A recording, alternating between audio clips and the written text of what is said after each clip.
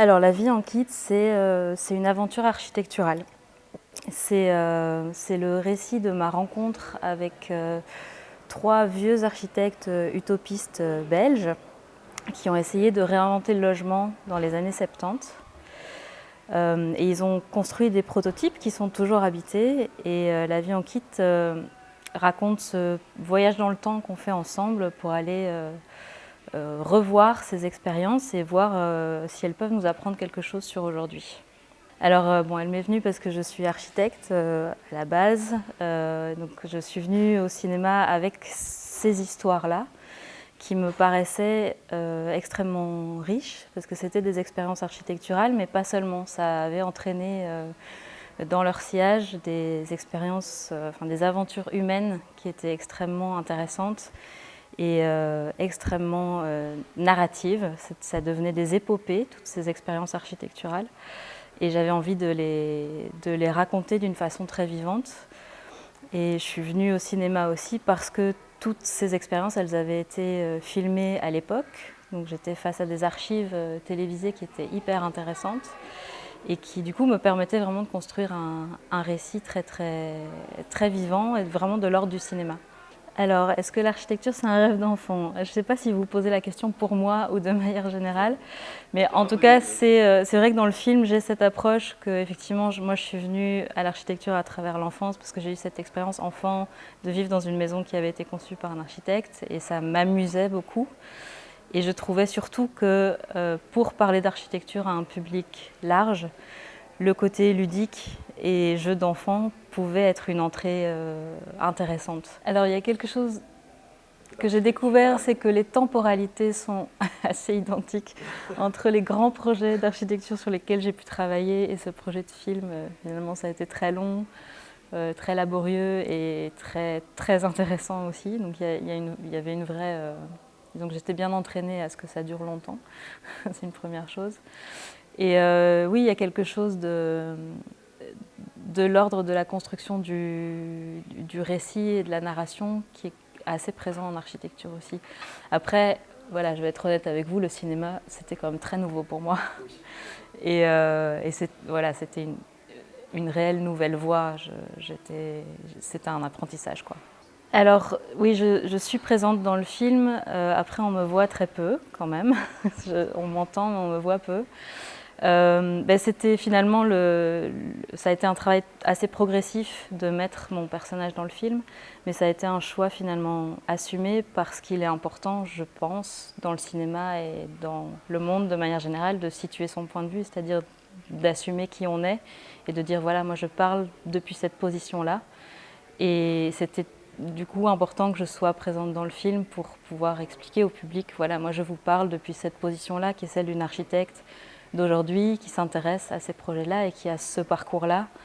Ça me paraissait honnête quelque part de dire au public, voilà, c'est moi qui parle.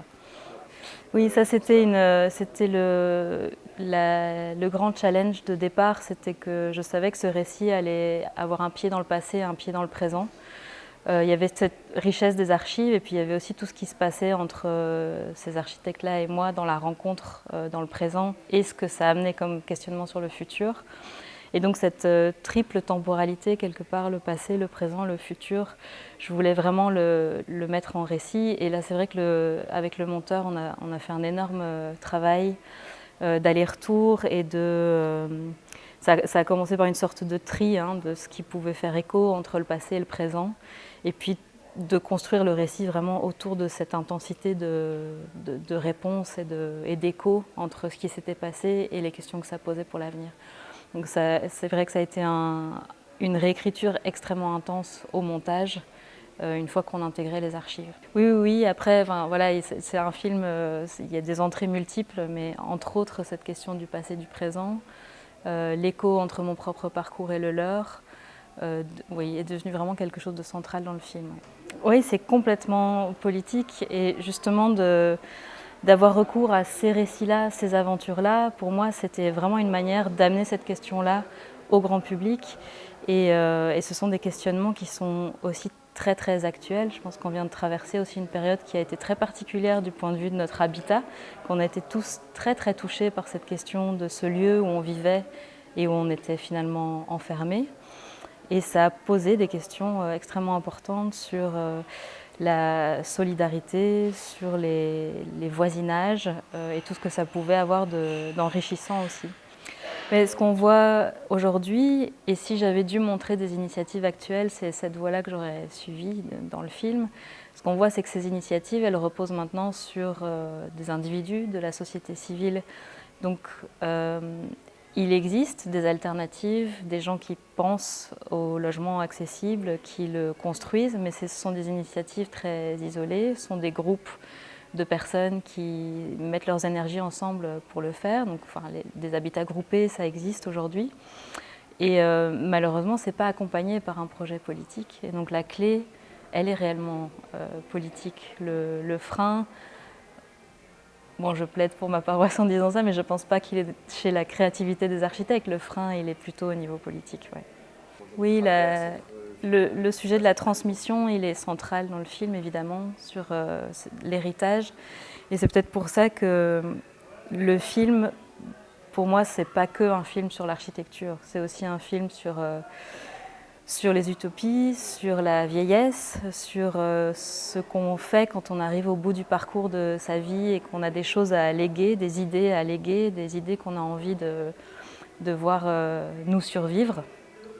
Et donc c'est un questionnement assez universel que j'ai aussi cherché à mettre en place dans le film. Donc encore une fois, je pense que c'est un film qui parle d'architecture, mais aussi de plein de choses très très universelles et de questionnements très humains qu'on peut tous partager.